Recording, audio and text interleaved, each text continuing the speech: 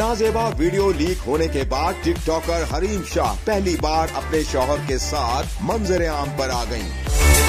हरीम शाह ने एक बार फिर अपने करीबी दोस्तों आयशा और संदल खटक पर वीडियो लीक करने का इल्जाम लगाया। तो हमारी वीडियोस लीक हुई हैं, हम दोनों की प्राइवेट वीडियोस जो घर के अंदर की लीक हुई हैं, ये आयशा और संदल खटक ने लीक की हैं और मकसद उनका बहुत क्लियर था। एक तो ये कि उनके साथ मेरे इख्तलाफात हुए थे और उन इख्तलाफात को मुद्दा बना के, और दूसरा खसरत जेलसी और इस बुनियाद पे इन्होंने मुझे डिग्रेड करने के लिए और लोगों की इन वीडियोस का लोगों की नजर में गिराने के लिए इनका एक ठोस किरदार था। टिकटॉकर के शौहर बिलाल ने भी दोनों सहेलियों पर सख्त बरहमी का इजहार किया और कानूनी कार्रवाई का ऐलान किया।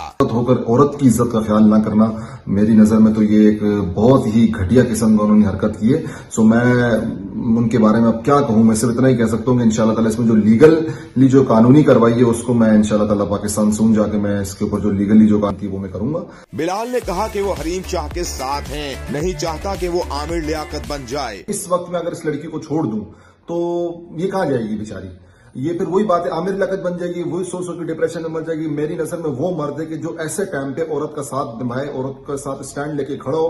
हाल ही में टिकटॉकर हरीम शाह की इंतहाई नाजेबा वीडियोस लीक हुई थी। टिकटॉकर ने पहले ही दिन से अपनी दोस्तों को मामले का जिम्मेदार ठहराया है।